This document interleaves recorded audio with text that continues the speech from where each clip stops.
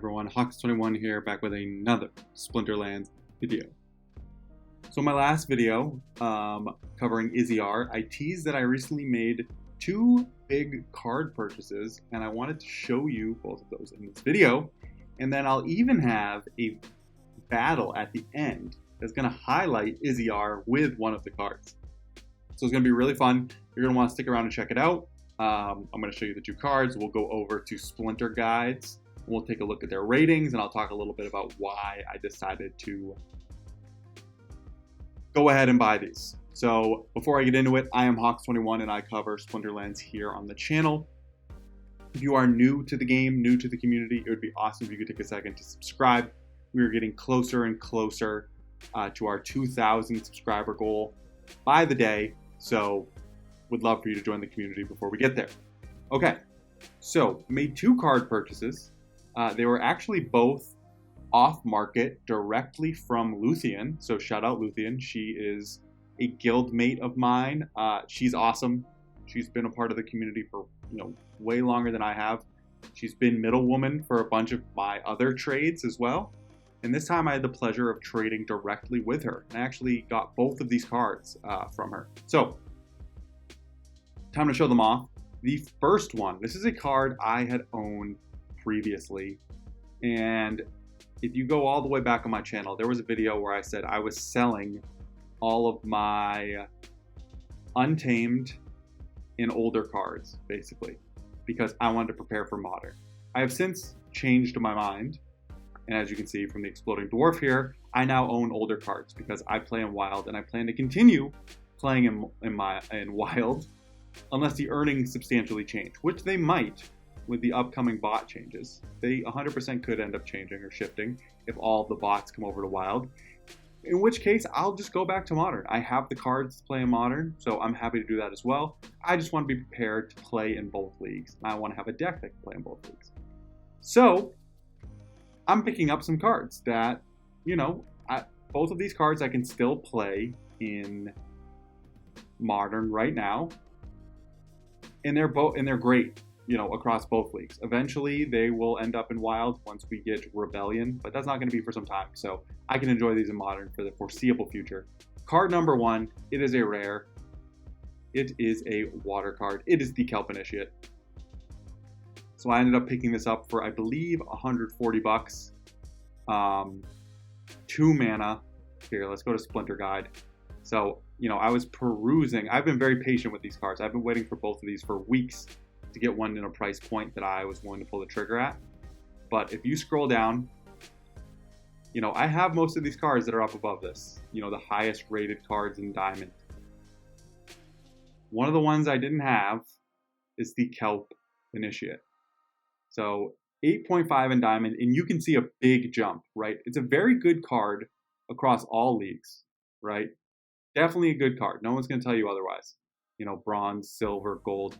It really takes that jump in Diamond, and that's because of the triage. So let's open this up real quick. We're going to right click, go to the Kelp Initiate page.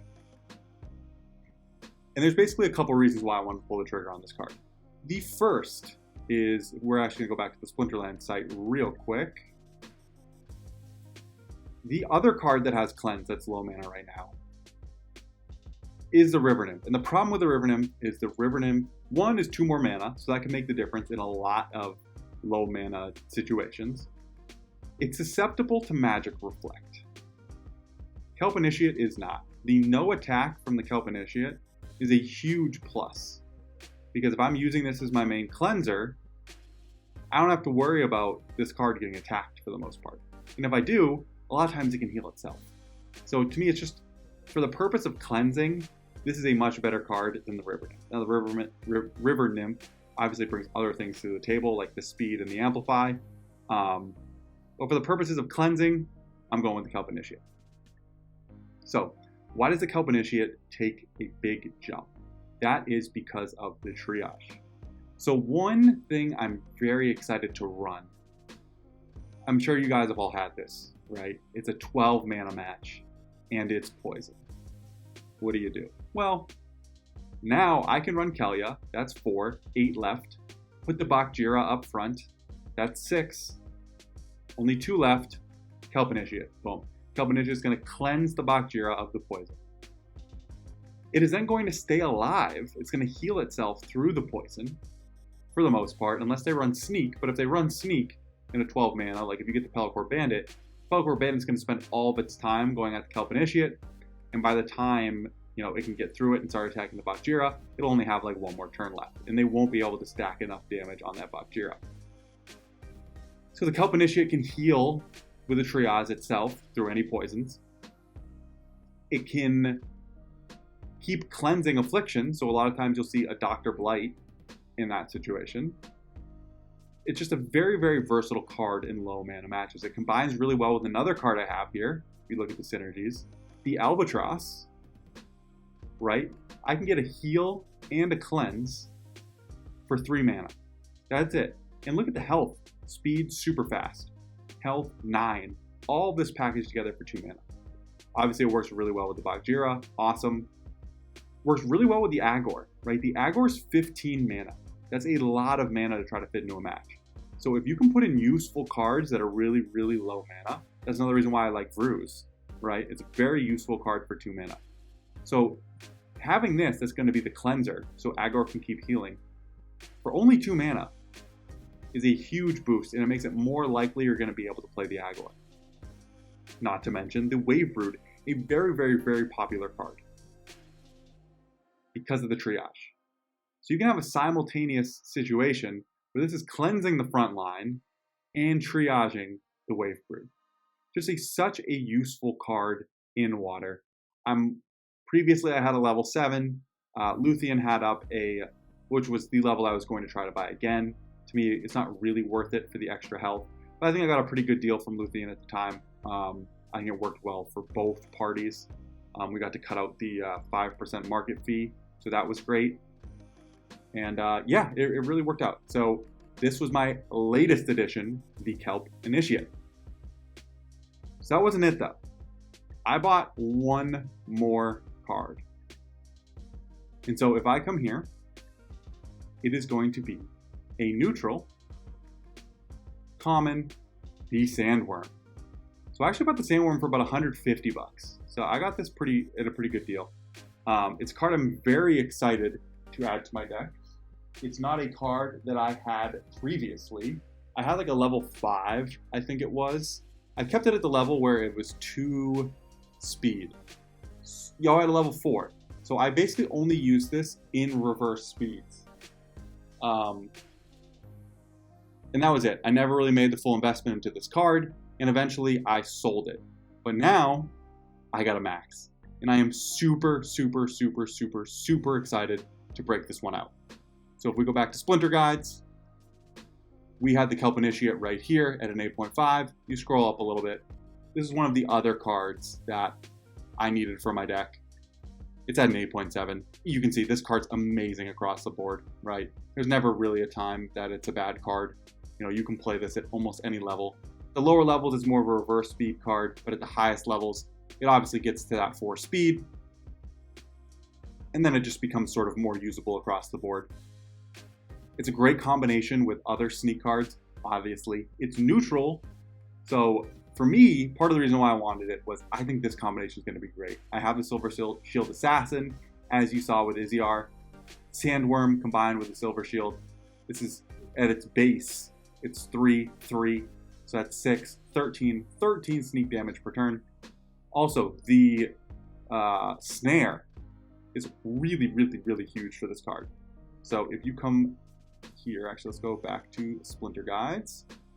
If you want to let's look at dodge real quick.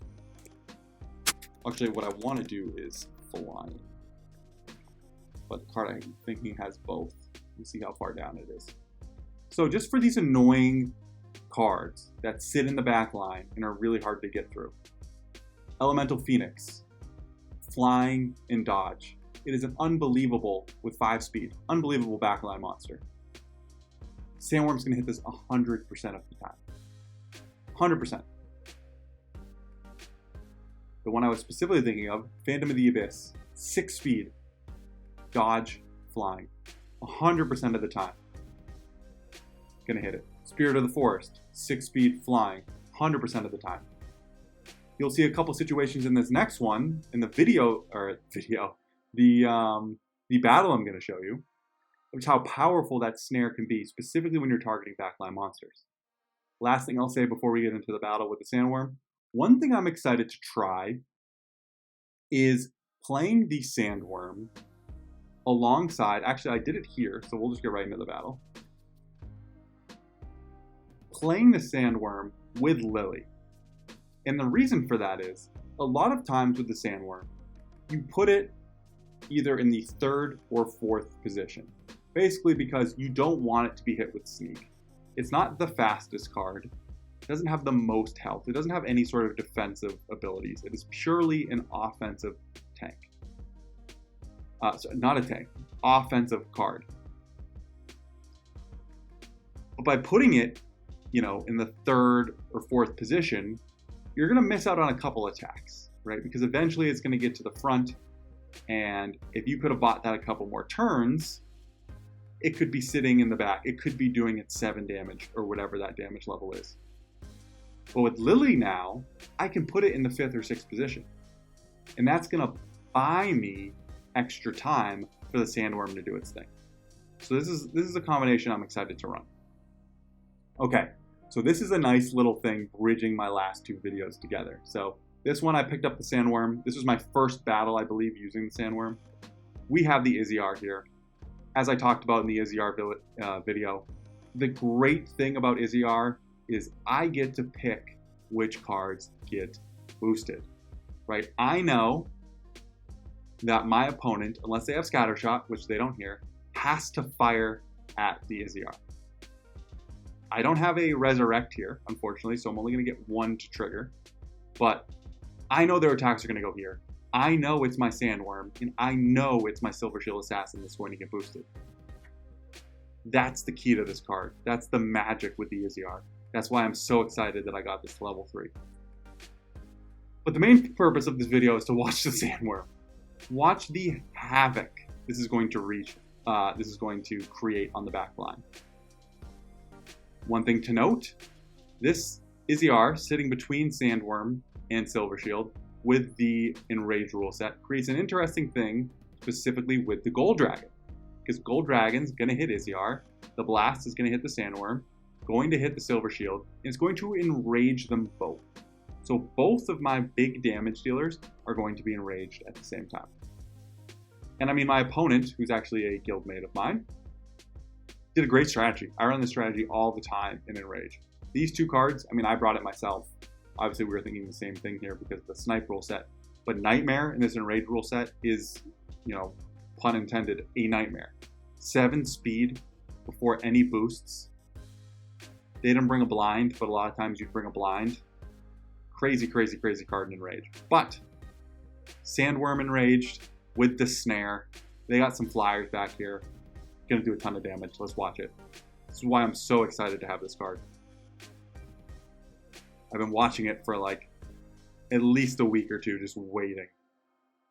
But you can see they have to go after the Izzyar. They don't have a choice. Here we go. Enrage.